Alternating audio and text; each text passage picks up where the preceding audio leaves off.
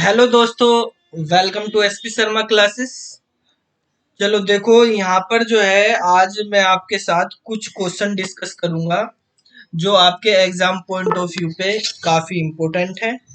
ठीक है, और ये जो हमारे क्वेश्चन है ये हमारे पेपर है इंक्लूसिव स्कूल का। ठीक है, क्रिएटिंग एन इंक्लूसिव स्कूल इससे रिलेटेड है। तो इसके क्वेश्चंस हैं यहाँ पे, कुछ एमसीक्यू टाइप के क्वेश्चंस एग्जाम में आने वाले हैं। तो ये आपके बीएड के एग्जाम में, सीटेट के एग्जाम में, या टीचिंग पेडागोजी जो होती है, टीचिंग मेथोडोलॉजी जो होती है, उसके एग्जाम के लिए काफी हेल्पफुल है। ठीक है, तो यहाँ पर हम पहले बेसिक चीजें पढ़ेंगे कि जो हमारे पास क्रिएटिंग एन इंक्लूसिव स्कूल होता है, इससे रिलेटेड कुछ टर्म है। ये बेसिकली जो सब्जेक्ट है इसमें बेसिकली ये इंक्लूसिव मतलब कंबाइन करके स्कूल हमें करना है।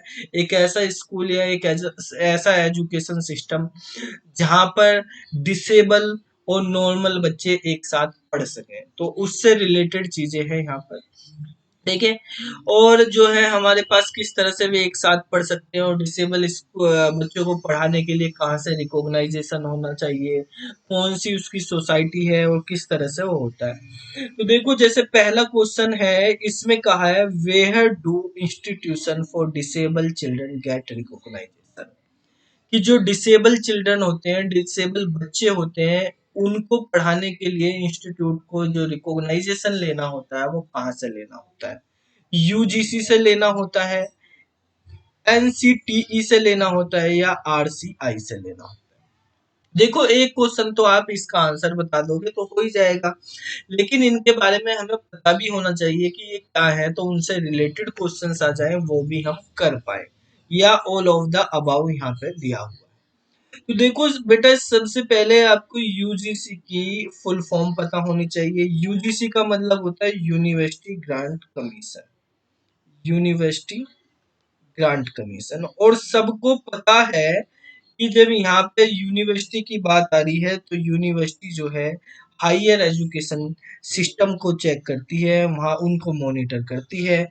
जो कॉलेजेस होते हैं हायर एजुकेशन के, वहाँ पर यूज की जाती है। तो यूनिवर्सिटी ग्रांट कमीशन जो है इंडिया का, वो एक स्टैट्यूटरी बॉडी है जो गवर्नमेंट ऑफ इंडिया ने यूजीसी एक्ट 1956 में बनाई है। ये मिनिस्ट्री ऑफ एजुकेशन के अंडर काम करती है। 1956 में जो है यूजीसी एक्ट जो है वो 1956 है, उसके अंडर ये बनाई गई है। और किसके अंडर काम करती है यूजीसी? यूजीसी जो है ministry of education, ministry of education के लिए। ठीक है, और इसके अंदर जो है बेसिकली हायर एजुकेशन की बात करी जाती है। हायर एजुकेशन के लिए ये रिकॉग्नाइजेशन देती है, यानी कॉलेजेस जो होते हैं हायर एजुकेशन के लिए, अकेडमिक से बाद, ट्वेल्थ के बाद जो होते हैं उनके लिए। बेसिकली जो यूजीसी के मेन ऑब्जेक्टिव होते हैं वो कोऑर्डिनेशन करना, डिटर्मिनेशन करना, मेंटेनेंस ऑफ स्टैंडर्ड, जो यूनिवर्सिटी की एजुकेशन है उनको करना, और यूनिवर्सिटीज को रिकॉग्नाइजेशन करना। ठीक है, जो यूनिवर्सिटीज हैं, यूनिवर्सिटी देखो बेसिकली हायर एजुकेशन के लिए पहले यूनिवर्सिटी यूजीसी से लेती है रिकॉग्नाइजेशन, फिर यूजीसी जो है कॉलेजेस को देती है। ठीक है, यूनिवर्सिटी जो है वो किसको देती है? कॉलेजेस को देती है। तो बेसिकली हायर एजुकेशन के लिए जो यूनिवर्सिटी है, यूनिवर्सिटी से रिकॉग्नाइज होते हैं कॉलेज, और यूनिवर्सिटी किससे रिकॉग्नाइज होती है? यूजीसी से। ठीक है, तो मतलब कॉलेजेस भी जो काम करेंगे वो यूजीसी के अंडर ही होंगे। यूनिवर्सिटी के अंडर, यूनिवर्सिटी कॉलेज के यूजीसी के अंडर है। ठीक है, यूनिवर्सिटीज को रिकॉग्नाइजेशन देने का काम है। ठीक है, दूसरी चीज है हमारे पास यहाँ पे एनसीटीई। एनसीटीई की फुल फॉर्म क्या होती है? एनसीटीई का मतलब होता है नेशनल, एन यहाँ पे मतलब है नेशनल, सी मतलब है काउंसलिंग, और फॉर टीचर एजुकेशन। ठीक है, ये जो एनसीटीई है टीचर एजुकेशन के लिए काउंसलिंग है। ये बेसिकली जैसे यूजीसी 1956 में है, तो ये जो है हमारे पास एनसीटीई है, इसका जो हमारे पास टीचर एजुकेशन एक्ट बना है वो 1993 में बना था, और इसके स्टैंडर्ड जो है बेसिकली 1995 में जो है वो लागू किए गए थे। ठीक है, इंडियन एजुकेशन सिस्टम में। तो ये national counselling for teacher education के लिए होती है, जबकि यहाँ पे डिसेबल्ड चिल्ड्रन के लिए बोला है। तो इसका आंसर जो है वो हमारे पास RCI होगा। ठीक है, RCI। जहां भी अब इंक्लूसिव एजुकेशन है, डिसेबल चिल्ड्रन की बात आ रही है, वहां पे रिकॉग्नाइजेशन RCI के द्वारा है। देखो आपको क्वेश्चन में आंसर मिल जाएगा, रिकॉग्नाइजेशन R है, चिल्ड्रन C है, इंस्टीट्यूशन I है। तो आंसर है RCI। रिकॉग्नाइजेशन से R, चिल्ड्रन से C, इंस्टीट्यूशन से I। आप सीधा याद कर सकते हैं कि रिकॉग्नाइजेशन चिल्ड्रन के लिए, डिसेबल चिल्ड्रन के लिए रिकॉग्नाइजेशन कौन सी सोसाइटी देती है, वो RCI देती है। तो RCI बेसिकली क्या होता है, ये रिहेबिलिटेशन काउंसलिंग है इंडिया की। ठीक है, जो 1986 में जो है एस्टेब्लिश की गई थी, बनाई गई थी ये सोसाइटी। तो इसका मतलब है दी रिहेबिलाइजेशन हैबिटेशन काउंसलिंग ऑफ इंडिया। ठीक है, और ये 1986 में बनी थी। इसके बाद जो है RCI एक्ट बना था। RCI एक्ट बना, पार्लियामेंट ने जिसको लागू किया। ठीक है, तो RCI एक्ट पार्लियामेंट से 1992 में लागू हुआ था। ठीक है, और इसमें फिर जो है ये एक इंडिपेंडेंट बॉडी बनी, जिसके साथ जो है ये इसमें अमेंडमेंट हुआ एक्ट में, वो 1993 में हुआ, 1990। ठीक है, तो ये अमेंडमेंट हुआ था। ठीक है, इसके अंदर। तो यहाँ पे जो करेक्ट आंसर है वो हमारे पास क्या होगा, RCI। ठीक है, अब देखो ये पहला क्वेश्चन काफी इंपॉर्टेंट है, ये कि जो रिकॉग्नाइजेशन है कहाँ से कराया जाता है। तो RCI हो गया। दूसरा क्वेश्चन है कि RCI कब बना। अभी हमने पहले क्वेश्चन में इसकी बात करी कि 1986 में बना है। RCI कब बना, काफी इंपोर्टेंट क्वेश्चन है ये। दोनों के दोनों क्वेश्चन बहुत इंपॉर्टेंट है। RCI कब बना था, 1986 में। ठीक है, R जो होता है बेसिकली 18th कैरेक्टर है, अल्फाबेट है इंग्लिश का।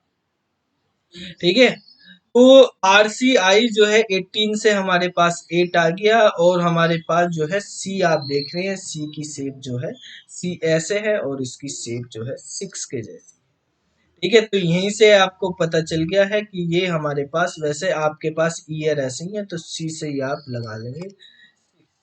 तो 1986 जो है हमारे पास RCI है। ये इतने सारे ईयर आप याद कैसे रखोगे, क्वेश्चंस आते हैं, तो कुछ ट्रिक्स आपको समझनी है। जब भी RCI की बात आ रही है तो आप C को देख लो भाई, C को ये बना दो इस तरह से। ठीक है, तो ये बन गया 1986। ठीक है, 80 में हुआ, 18 कैरेक्टर है R जो है हमारे पास, तो 1986 इसका आंसर हो जाएगा। ठीक है, इसके बाद जो है नेक्स्ट क्वेश्चन है थर्ड वाला, कि पंडित दीनदयाल उपाध्याय फिजिकल इंस्टीट्यूट कहाँ पर है। ये दिल्ली में मंडी हाउस है। मंडी हाउस में है दिल्ली के पंडित दीनदयाल उपाध्याय इंस्टीट्यूट। ये इंस्टीट्यूट बेसिकली जो फिजिकली डिसेबल चिल्ड्रन होते हैं उन्हीं के लिए है। ठीक है, तो ये जो है न्यू दिल्ली में आपका आंसर हो जाएगा, यहाँ पे पंडित दीनदयाल उपाध्याय। 3 से दिल्ली बना दो आप यहीं से। ठीक है, D for Delhi, D for जो है दीनदयाल। वैसे देहरादून भी होता है, लेकिन आपको ध्यान रखना है जो इंस्टीट्यूट है ये पंडित दीनदयाल उपाध्याय। ठीक है, तो वो हमारे पास कहाँ पर है, दिल्ली में। ठीक है, इसके बाद जो है हमारे पास नेक्स्ट क्वेश्चन है फोर्थ, कि an affects the way a person understand information and how they communicate. कि वो कौन सा तरीका है जो अफेक्ट करता है, वो कौन सी चीज है जो अफेक्ट करती है किसी पर्सन को, किसी बच्चे को, किसी आदमी को। ठीक है, किसी चीज को समझने और कम्युनिकेट करने में। देखो आप किसी चीज को समझने या कम्युनिकेट करने में अगर कोई डिफिकल्टी वो करते हो, तो ये बेसिकली हमारे पास क्या आती है, इसके लिए किस कैटेगरी में आती है, स्पेशल एजुकेशन में आती है, लर्निंग डिसेबिलिटी में आती है, इंक्लूसिव एजुकेशन, या मेंटल रिट्रेडेशन में आती है। तो बेसिकली ये एक डिसेबिलिटी है, आपको डिसेबिलिटी होगी कि प्रॉब्लम है, आपको किसी चीज को समझने में, कम्युनिकेट करने में प्रॉब्लम आ रही है, तो ये हमारे पास जो है लर्निंग डिसेबिलिटी है एक। ठीक है, इंक्लूसिव एजुकेशन, तो लर्निंग डिसेबल जो होते हैं, जो डिसेबिलिटी होती है, उनको किस तरह से एजुकेशन दी जाए, वो वहां पे आएंगे। बाकी तो ये ठीक है, ये तो इनकी प्रॉब्लम सॉल्विंग के लिए होती है। तो बेसिकली यहाँ पे तो प्रॉब्लम है कि क्या कौन सी प्रॉब्लम अफेक्ट करेगी कि आपको बोलने में, पढ़ने में, ठीक है, या कम्युनिकेट करने में प्रॉब्लम है। तो इसका आंसर हो जाएगा लर्निंग डिसेबिलिटी। इसके बाद फिफ्थ नंबर क्वेश्चन है कि कौन सा इनमें से लर्निंग डिसेबिलिटी का टाइप है, लर्निंग डिसेबिलिटी कौन कौन सी होती है। जैसे हमने बात करा भाई, लर्निंग डिसेबिलिटी होती है कम्युनिकेट करने में, किसी को किसी चीजों को समझने में, तो वो कौन सी है। यहाँ पर ये ऑप्शन दिए गए हैं ADHD, डाइसकल्कुलिया और डाइक्सलेसिया।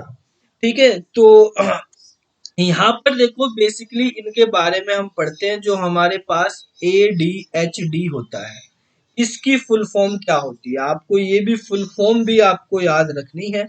तो ए का मतलब है यहाँ पे अटेंशन। ठीक है, तो इससे ही आपको अगर फुल फॉर्म है तो इसके बारे में अगर कुछ क्वेश्चंस भी आते हैं तो आप बता सकते हो। ए से अटेंशन, मतलब ये लर्निंग डिसेबिलिटी है तो बच्चे को अटेंशन की प्रॉब्लम है, मतलब वो फोकस की प्रॉब्लम है, वो किसी चीज पे अटेंशन नहीं रह पाता, किसी चीज पे फोकस नहीं कर पाता, उसका माइंड एक जगह फोकस नहीं हो पाता, इधर उधर माइंड भटकता रहता है। ठीक है, तो अटेंशन डी का मतलब होता है डिफिकल्ट। ठीक है, और एच का मतलब होता है हाइपर एक्टिविटी। डिस डी का मतलब डिसऑर्डर। ठीक है, डिसऑर्डर। तो उसको देखो, ADHD अटेंशन की प्रॉब्लम है, डिफिकल्ट की प्रॉब्लम है, हाइपर एक्टिविटी की प्रॉब्लम है, ये डिसऑर्डर है उसको। इसका मतलब अटेंशन, किसी चीज पे फोकस ना कर पाना, ये हो गया। ठीक है, दूसरी चीज डिफिकल्ट, डिफिकल्ट होना मतलब वो फोकस नहीं कर पा रहा। ठीक है, और उसको किसी चीज में फोकस करने पे क्या हो रही है, डिफिकल्टी हो रही है।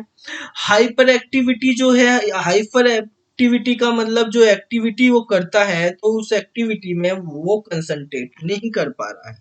क्या एक्टिविटी सही तरीके से क्लासरूम की एक्टिविटी है या कॉमन एक्टिविटी है, तो उनमें वो सही तरह से पार्टिसिपेट नहीं कर पाता है। ठीक है, मतलब वो सही तरह से काम नहीं कर सकता, कोई भी मूवमेंट होती है वो फिट नहीं कर पाता, उसको सही तरह से कर नहीं पाता है। ठीक है, तो इस तरह की जो प्रॉब्लम होती है बिना सोचे समझे, ठीक है, कर देना, डिफिकल्ट डिफिक्ट होता है, डिफिक्ट है ये, डिफिकल्टी से, डिफिक्ट से आप डिफिकल्टी की, उसको फोकस करने में डिफिकल्टी आ रही है, कोई एक्टिविटी करने में डिफिकल्टी आ रही है, डिफिक्ट से डिफिकल्टी आप समझ लो। ठीक है, और बेसिकली हमारे पास जो है वो किसी पर्टिकुलर मोमेंट पे अच्छे से सोच नहीं समझ, सोच के नहीं बोलता, इसी तरह से कोई भी काम कर लेता है, कोई भी मूवमेंट कर लेता है। ठीक है, ये बेसिकली जो है बच्चों में ज्यादा होती है। जो इंडिया के अंदर सर्वे है उसमें 8.4% बच्चों में इस तरह की प्रॉब्लम पाई जाती है, जबकि एडल्ट होते होते ये प्रॉब्लम अपने आप धीरे धीरे सुधर जाती है। ठीक है, तो 2.5% एडल्ट में ADHD की प्रॉब्लम है। ठीक है, और ये प्रॉब्लम ज्यादातर लड़कों में पाई जाती है लड़कियों के मुकाबले। ठीक है, उनमें इस तरह की प्रॉब्लम आती है कि किसी चीज पे फोकस ना कर पाना अच्छी तरह से। ठीक है, दूसरा जो हमारे पास ये प्रॉब्लम है, ये भी एक लर्निंग डिसेबिलिटी है, ये भी एक लर्निंग डिसेबिलिटी। इस डिसेबिलिटी में क्या होता है, डाइसक्लेकुलिया जो है, इसके अंदर बेसिकली मैथ को पढ़ने में डिफिकल्टी आती है। ये लर्निंग डिसेबिलिटी है related to math, in math, यानी उसको मैथ काफी हार्ड लगती है, मैथ के कॉन्सेप्ट उसको समझ नहीं आते हैं।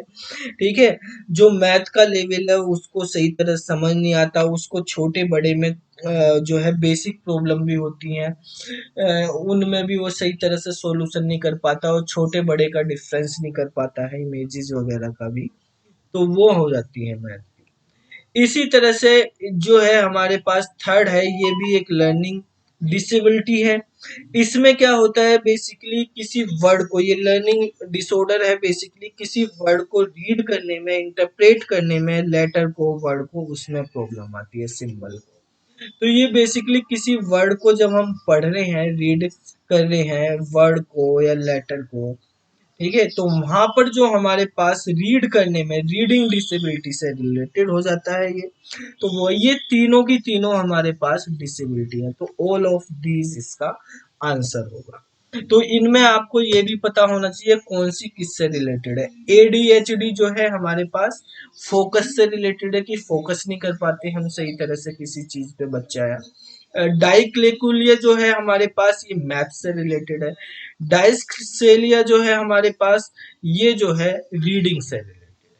तो ये तीनों आंसर हो जाएंगे, इसका आंसर फोर्थ हो जाएगा। ठीक है, आपको ये वीडियो कैसी लगी, क्या समझ में आया? अगर आपको अच्छी लगी हो तो लाइक कर दीजिए, शेयर कर दीजिए बाकी दोस्तों के साथ भी। हम आपको जो है ये वेबसाइट है, इस पे इनके क्वेश्चंस भी हैं और प्रैक्टिस भी आपको जो है प्रोवाइड करवाएंगे कि आप एग्जाम भी दे पाए। आप ये जो हमारी वेबसाइट है tgtpgtcs.com, इस वेबसाइट पे आएंगे, यहाँ पर आपको क्वेश्चंस मिलेंगे बाकी भी, जैसे क्रिएटिंग एन इंक्लूसिव एजुकेशन के और भी क्वेश्चंस हैं यहाँ पर। आप इनके भी हम वीडियो डिस्कशन भी और आंसर भी दिए हुए हैं, आप यहाँ से पढ़ सकते हैं इनको। ठीक है, इस वेबसाइट को भी आप और इस चैनल को भी, यूट्यूब चैनल को भी सब्सक्राइब कर लीजिए, वीडियो को शेयर कर दीजिए सभी के साथ। ठीक है, तो हम एमसीक्यू क्वेश्चन की अच्छे से डिटेल में ट्रिक के साथ किस तरह से आप इजी तरीके से याद रख सको इनको, जिससे आप एग्जाम में अटेम्प्ट कर पाओ, वो हम आपके साथ डिस्कस करेंगे। ठीक है, आप जो है इस वीडियो को लाइक करेंगे तो पता चलेगा कि भाई हम सही तरह से कर रहे हैं, तो मोटिवेट मिलेगा जिससे हम आगे इसको कर पाए। फीडबैक रिव्यू जरूर देना आप। ठीक है, किस तरह से इस पे रिव्यू करोगे तभी पता चल पाएगा किस तरह से बेसिकली, क्योंकि ओरिजिनली जो है ये सब्जेक्ट जो है कंप्यूटर साइंस से तो है नहीं, ये सभी के लिए कॉमन है, टीचिंग पेडागोजी वो हम आपको यहाँ पे करा रहे हैं, क्योंकि ये जनरल पेपर में भी आपके आते हैं, एग्जाम में भी, टीजीटी पीजीटी। ठीक है, तो बच्चों की डिमांड थी कि इस पेपर की भी कुछ तैयारी करा दी जाए, कुछ क्वेश्चन इंपोर्टेंट वगैरह किस तरह से होते हैं, तो वो हम यहाँ पे करेंगे। ठीक है, तो फिर मिलते हैं अगली वीडियो में, तब तक के लिए बाय बाय।